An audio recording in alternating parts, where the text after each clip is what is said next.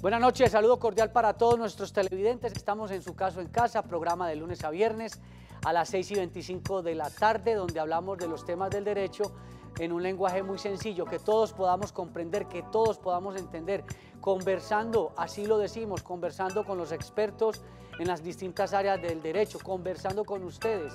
No le pregunte al vecino, no le pregunte al amigo, más bien invite al amigo y al vecino y juntos resolvemos las inquietudes de las distintas áreas del derecho con los expertos en la materia. Soy Juan Carlos Hurtado Ochoa, director y presentador de este espacio de servicio, de este espacio de información. Hoy vamos a hablar sobre varios temas que están relacionados con el derecho penal. Uno de ellos, el hacinamiento carcelario. Escuchamos mucho sobre el hacinamiento, qué derechos fundamentales se podrían estar violando allí, cómo podemos resolver el tema del hacinamiento carcelario. También vamos a hablar un poco de los términos. Cuando hay una detención, ¿cuáles son los términos? Cuando hay una condena, ¿cuáles son las alternativas que pueden suceder? Porque los televidentes nos han preguntado sobre estas situaciones y nosotros hacemos la tarea de traer a los expertos en la materia. Y por eso está con nosotros el doctor Hernando Elí Grisales. Él es abogado, especialista en Derecho Procesal, magíster en Teoría del Delito. Ahora está haciendo, si no estoy mal, un doctorado en las Altas Cortes. Especialización en ejercicio del derecho ante las Altas Cortes. Mejor dicho, está estudiando mucho y eso es importante porque en el derecho como en la medicina y en otras áreas hay que estarse actualizando. Renovando conocimientos. Hablemos un poquito entonces del hacinamiento carcelario. Vemos muchas noticias sobre el tema. Las soluciones a veces parece que son pocas. ¿Cuál es la realidad que estamos viviendo en esa materia y qué pueden hacer los reclusos a quienes seguramente están viendo vulnerados sus derechos? Una cosa es estar privado de la libertad y otra cosa es hacerlo en condiciones sumamente deplorables. Tenemos que empezar por clarificar a qué se debe el hacinamiento carcelario. En un primer término se debe a la carencia o a la falta de suficientes centros de reclusión. Segundo, a que el personal del IMPEC está utilizando un problema interno de tipo laboral para presionar al gobierno para que atienda sus peticiones y por ello entonces se ha negado a recibir en centros carcelarios la población carcelaria que está sometida a una medida de aseguramiento. Y una tercera situación es que todos los delitos hoy, en su gran mayoría mejor, tienen medida de aseguramiento de privación efectiva de la libertad. Nuestros jueces no pueden apartarse de la ley cuando la Fiscalía solicita la imposición de una medida de privación de la libertad. El juez de control de garantías pues tiene que imponerla. Entonces, frente a la carencia de centros carcelarios más el problema laboral, son las estaciones de policía las que se han convertido en centros carcelarios. Ese hacinamiento carcelario en principio está generando una afectación grave a los derechos fundamentales de la población reclusa, porque tanto derecho tiene el que está en un centro carcelario como el que está en una estación de policía. El que está en una estación, en un centro carcelario, se le debe dar el mínimo vital, es decir, alimentación, salud, recreación y un buen dormir, por lo menos.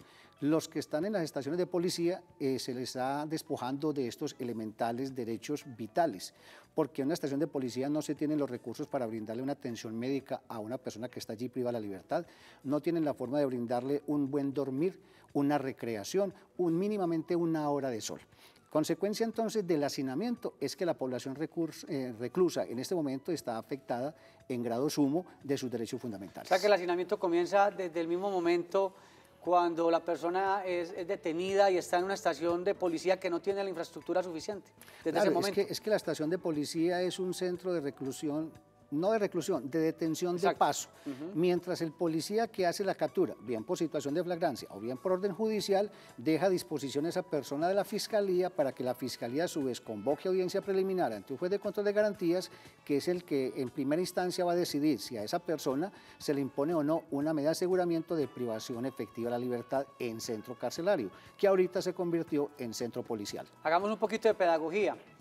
En las universidades se hacen los ejercicios académicos usted que es docente, con los docentes en materia penal, y una de las grandes discusiones que hay sobre cuando llega el tema del hacinamiento es que dicen, a veces la autoridad por hacer bien su labor, pues detiene a una persona que tiene, digamos, una muy poca cantidad de alucinógenos.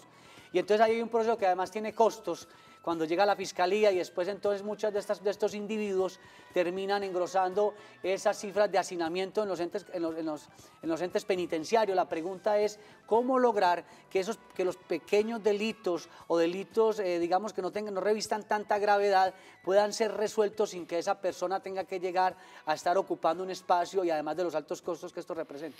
Esto es de posturas sociojurídicas. El narcotráfico es una cadena que empieza con el que cultiva la planta, luego con el que la procesa, luego con el que la distribuye y luego el que la vende y el que termina suministrándosela al consumidor final. Entonces la pregunta es, ¿se podrá atacar al distribuidor final, llamado popularmente el jíbaro, para no hacinar las cárceles? ¿Se podrá acabar con el narcotráfico judicializando sí o no a ese pequeño expendedor? Es como el caso aquel. No es la raíz del problema. Es que el caso del cubito de gallina en este país ha servido para muchas tesis. Si no judicializamos al que se hurta el cubito de gallina en un almacén de grandes espacios, pues entonces todo el mundo va y se hurta el cubito de gallina. Lo mismo pasa con el narcotráfico. Si no se judicializa a ese pequeño expendedor, entonces el narcotráfico va a permanecer. ¿Qué tienen que hacer nuestros policías? Pues proceder a la retención o captura de la persona que es capturada en situación de flagrancia porque excede la dosis mínima, bien sea de cocaína o bien sea de marihuana. Lo deja a disposición de un fiscal, entonces el fiscal no le puede poner corazón diciendo, bueno, pobrecito usted, poquito. Yo lo dejo en libertad, esto es muy poquito, no, porque entonces termina prevaricando. Claro. El juez de control de garantías pues tiene una exigencia impuesta por el mismo Código Penal que le dice, cuando se trata de delitos relacionados con tráfico de estupefacientes, la medida a imponer es medida de aseguramiento. O sea que necesitamos de pronto una reforma estructural a nuestro sistema. Esto tiene raíces que hay que atacarlas por todos los lados, de tipo social, de tipo político, de tipo económico, de tipo administrativo. La solución entonces no es privar de la libertad, como tampoco la solución es dejar en libertad al jíbaro o pequeño distribuidor que lo encontramos en situación de flagrancia, suministrándole estupefacientes a ese consumidor final. Vamos, doctora Nandolí, con televidentes. Ana Hurtado desde Sabaneta, muy buenas noches. Muy buenas noches. Quería hacer una preguntita. Gracias. ¿Puede pedir traslado carcelario cuando hay hacinamiento? Muchas gracias a Ana por esta pregunta. Cuando yo me siento en una condición de hacinamiento, ¿qué puedo hacer? ¿Yo puedo pedir un traslado? Claro que sí. Lo que decíamos en principio, que el hacinamiento está afectando en grado sumo los derechos fundamentales de la población reclusa. Todo ciudadano que se encuentre privado de la libertad en un centro carcelario, en este momento tiene el derecho de, por vía de petición inicial, a ese juez de control de garantías, a un juez de control de garantía a través de su abogado que ordene el traslado a un centro carcelario, que le brinden las mínimas condiciones vitales. Si ese juez imparte la orden, el IMPEC tiene la obligación de cumplir esto. Pero ¿cuál es el problema? Medellín tiene solo 3 centros carcelarios, con un hacinamiento que sobrepasa el 200%. Si un juez ordena el traslado del IMPEC, el IMPEC le puede decir, sí señor, yo lo traslado, pero se lo mando para Yopal, para Casillas, para Leticia, Amazonas, entonces ya esa persona privada de la libertad, déjeme decirlo así, por hacer mucho termina siendo menos, porque lo trasladan a un centro carcelario donde le van a brindar el mínimo vital, pero va a romper con su núcleo familiar, no va a renunciar a la visita de su familia, va a renunciar a esa inmediatez con su abogado, porque no es lo mismo tener su abogado en Medellín y la persona en Leticia que tener su abogado en Medellín, estando la persona privada de la libertad también en Medellín. Muchas veces se ha propuesto que debería privatizarse el tema de las cárceles, como funciona en Estados Unidos, y dicen, es que cuando está el sector privado, en el caso específico de los centros penitenciarios, las cosas funcionan mejor, porque usted lo sabe más que yo, se dice que en las cárceles hay un gran negocio, y entonces en ese orden de ideas, ¿cuál sería la solución? ¿Que lo maneje el sector público, el IMPEC? ¿Que lo maneje el sector privado? ¿O cuál sería? ¿O tampoco hay recursos para construir más lugares? No entiende uno por qué para unas cosas sí hay plata y para otras no. Esa ha sido una propuesta de hace mucho tiempo de privatizar el sistema carcelario, pero el sistema carcelario tiene que ser cubierto por un personal idóneo, idóneo que tiene que ser formado en materia de manejo de población reclusa. Pero ese personal va a ser sometido al derecho laboral particular y también van a tener problemas. Entonces el día que ese generador o dominador del sistema carcelario no le cumple a sus trabajadores, llamados guardianes, digámoslo así por el momento, entonces también van a acudir a un paro, a una huelga, a un medio de presión diciendo no recibimos más internos mientras no nos solucionen el problema laboral. Entonces, en mi sentir, salvo mejor concepto, tampoco es la solución privatizar el sistema carcelario en este país. ¿Y el tema del IMPEC? ¿Es suficiente el personal que hay para dar garantías? Está demostrado que el IMPEC lo único que hace es, y lo digo porque fui asesor del sindicato del IMPEC durante muchos años, el personal del IMPEC lo único que hace es abrir y cerrar puertas. El control interno de las cárceles, y lo digo con mucho respeto por la población reclusa, lo ejercen ciertas personas al interior de las cárceles que tienen cierto poder económico, cierto poder de intimidación, por la misma carencia del Estado de ejercer control sobre esa población. Porque es que si no se le brinda al personal de internos el derecho a la igualdad, es decir, todos somos personas privadas de la libertad, entonces el que tenga más poder impone su autoridad. El guardián en un patio para vigilar 200, 300 personas, lo único que puede hacer es tener las llaves del candado para abrir y cerrar la reja, pero no ejerce una verdadera función de vigilancia, de rehabilitación, resocialización y rehabilitación, que sería la función, o que mejor, es la función constitucional y legal de la institución IMPEC a través de sus miembros llamados guardianes. Nuestro país y nuestro gobierno, nuestra constitución, nuestro país ha firmado convenios internacionales y convenios que tienen que ver con los derechos humanos. Y entonces está la Constitución como norma de normas y están los convenios al mismo nivel. ¿Qué tanto podemos, doctor Hernando Elí, acudir a los derechos del orden internacional para que se respeten la condición humana en estos entes penitenciarios? Para acudir a la jurisdicción internacional se tienen que agotar primero los mecanismos internos y que el Estado demuestre suficiente incapacidad o negligencia en el cumplimiento de sus funciones constitucionales y legales. No cualquier persona, porque simplemente le provoque, puede acudir a instancias internacionales diciendo me están afectando mis derechos fundamentales, cuando aquí internamente, existiendo los mecanismos, no los ha agotado. Es requisito para acudir a Corte Internacional de Derechos Humanos o Comisión de Derechos Humanos, agotar el procedimiento, los derechos y las leyes internas del Estado. ¿Y si funciona? No conozco caso en particular que respecto de una persona privada de la libertad, la Corte Internacional o la Comisión Interamericana de Derechos Humanos haya intervenido. El caso más reciente es el del señor Santrich. Parece que lo intentó, pero como que no le produjo el resultado querido y ahorita está nuevamente en centro carcelario. Bueno, vamos a ir a una corta pausa y después de la pausa vamos a pasar a otro aspecto importante del derecho penal, y es sobre los términos, sobre qué otras instancias hay para las personas que han sido privadas de la libertad y obviamente quienes son condenados y quienes están esperando condena. Ya regresamos.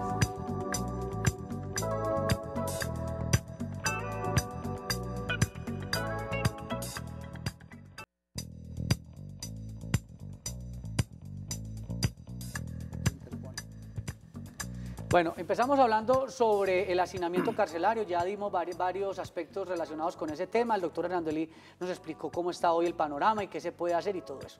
Hoy vamos a hablar sobre términos en materia penal, desde el momento en que la persona es privada de la libertad, desde que la persona es señalada sobre algún posible delito. ¿Qué pasa cuando la persona es condenada? Porque aquí muchos televidentes nos han preguntado sobre ese tema, doctor Hernando Elí. La persona es condenada y ya le dicen, ya 20 años, no sé qué. No queda ninguna otra alternativa. ¿Qué caminos quedan? Porque el otro problema es que económicamente la gente no tiene, muchas personas no tienen la situación boyante para conseguir muy buenos abogados, en fin.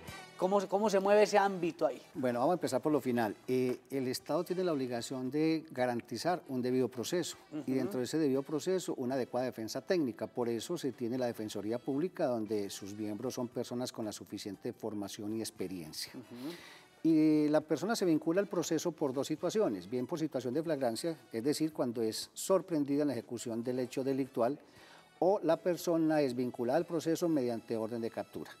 Cuando el policía, digámoslo así, captura a esa persona en cualquiera de estas dos circunstancias, tiene la obligación de dejarlo de manera inmediata ante el fiscal que conoce el asunto. Este fiscal, dentro de las 36 horas siguientes, debe convocar audiencia preliminar ante un juez de control de garantías para que se legalice la captura, se haga imputación y se decida si se le impone o no medida de privación de la libertad o medida de aseguramiento. No, pues todos los delitos tienen esa medida. Cuando no se cumple con ese término inicial de las 36 horas, pues, podemos hablar entonces de un vencimiento de término si se genera un derecho a la libertad inmediata, porque no se está cumpliendo con ese derecho. Pero nuestros fiscales hoy por hoy no dan esa oportunidad. Siempre acuden dentro de los términos legales y los jueces de control de garantías también. Eso pues es casi que una ilusión creer que se va a dar un vencimiento de términos. A partir de la imputación, dependiendo del número de personas vinculadas al proceso, la Fiscalía tiene unos términos perentorios, 60, 90 y 120 días, para presentar el escrito de acusación. El escrito de acusación es un documento en el cual se contiene la identificación de la persona vinculada al proceso, una narración de los hechos y los medios de conocimiento que se pretenden llevar a juicio. Pero uno como indiciado, sabemos que la Fiscalía tiene unos términos y todo eso. Y lo debe saber el abogado pero que uno, conoce el exacto, asunto. eso le iba a preguntar. Y ahí lo interrumpo para que nos podamos ir haciendo muy buena pedagogía aquí. El indiciado con el abogado, ¿cómo aprovecha todo ese tiempo que usted acaba de mencionar? Porque la Fiscalía va recopilando pruebas para obviamente que haya una situación en contra del indiciado. Esto es un derecho de partes, el derecho penal ahorita es de partes. Ese tiempo que tiene la Fiscalía para presentar el escrito de acusación, pues entonces también lo utiliza el indiciado, ya imputado, para que recoja sus medios de conocimiento, sus medios de prueba con los cuales va a hacer valer su inocencia. O también es el tiempo que se utiliza para negociar con la Fiscalía en caso de que la persona tenga plena conciencia de que es autor y responsable de ese hecho delictual que le están atribuyendo. Después de presentarse el escrito de acusación, entonces ya el juez de conocimiento tiene el término perentorio para convocar esa audiencia. Dependiendo entonces del tipo de juez, podrá ser un término de 45 días, 15 días y se hace la audiencia preparatoria. Iniciada la audiencia preparatoria, se debe dictar, terminada la audiencia preparatoria e iniciado ya el juicio oral, el juez tiene un término también perentorio dependiendo del número de personas que van al juicio. Agotado ese término, si no se cumple por el juez para dictar sentencia, iniciado el juicio, terminado el juicio, si no se cumple con ese término de 150 días, entonces la persona tiene derecho a la libertad. Ahora, vamos a suponer que la persona es condenada en primera instancia. ¿Qué es primera instancia? Ese juez de conocimiento que inició a conocer ese proceso que le trae el fiscal. Que infiere razonablemente que hay algo que... El juez tiene que tener un íntimo convencimiento más allá de toda duda, que esa persona es autor y responsable de ese hecho delictual. Correcto. Notificada la sentencia, la defensa tiene entonces el derecho de interponer el recurso de apelación. Ese recurso de apelación lo puede sustentar de manera oral en el mismo momento de la audiencia o dispone de 5 días para sustentarlo. ¿Qué es la apelación? Es atacar los argumentos del juez que profirió sentencia condenatoria. Incluso si la sentencia es absolutoria, también puede ser atacada por quien tenga el interés.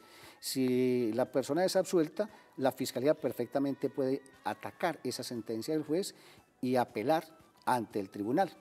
Bueno. Cuando el tribunal recibe esa apelación, entonces ya dependiendo de la agenda, de la disponibilidad, porque son muy pocos los magistrados, entonces se profiere sentencia de segunda instancia. ¿Qué es la sentencia de segunda instancia? Es confirmar la decisión de ese juez de primera instancia o aceptar la petición de quien interpuso el recurso de apelación.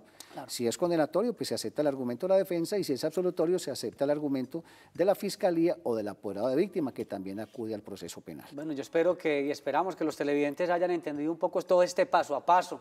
Hay que tenerlo en cuenta para uno conocer cuáles son sus derechos y cuáles son sus oportunidades procesales cuando lo están señalando de un posible delito. Eso es bien importante tenerlo en cuenta. Vamos con Luna desde Barbosa. Muy buenas noches. Buenas noches, doctor Juan Carlos, ¿cómo está? Muy bien, gracias por llamarnos. Ay, no, muchas gracias a ustedes por este programa, me encanta. Gracias. Ay, mi pregunta es, cuando hay condena, ¿yo qué más puedo hacer? Cuando ya está la condena, ¿yo ahí qué hago? Muchas gracias a Luna de Barbosa, exacto, porque ese hacinamiento también tiene que ver del que hablábamos en un principio del programa, con esas personas a quienes supuestamente ya les solucionaron su tema judicial y ellos insisten en que son inocentes, en que la carga de la prueba no fue bien recopilada, que hubo fallas en la cadena de custodia, que es cuando se recopila todo, que él no tuvo oportunidades procesales suficientes. ¿Cómo esa persona puede atacar ya una condena? Bueno, cuando se profiere la sentencia de segunda instancia, es decir, por la sala penal del Tribunal Superior del Distrito, la defensa tiene la oportunidad de interponer el recurso de casación, recurso que se interpone dentro de los 5 días en que se da lectura a ese fallo o sentencia de segunda instancia. Si la defensa interpone el recurso, luego tiene 30 días para sustentarlo y presentarlo por escrito para que luego se remita a la Corte y la Corte entonces decida si se cumplen o no los requisitos, que son muy estrictos, son muy técnicos, para someter ese recurso a su estudio y decidir si casa o no casa esa sentencia. Ahora, si no se interpone el recurso de casación y la sentencia queda en firme, pasa un tiempo ya prudencial y resulta que se conoce una nueva prueba que no se conoció dentro del proceso, la defensa o esa persona condenada tiene el derecho a hacer uso de la acción de revisión.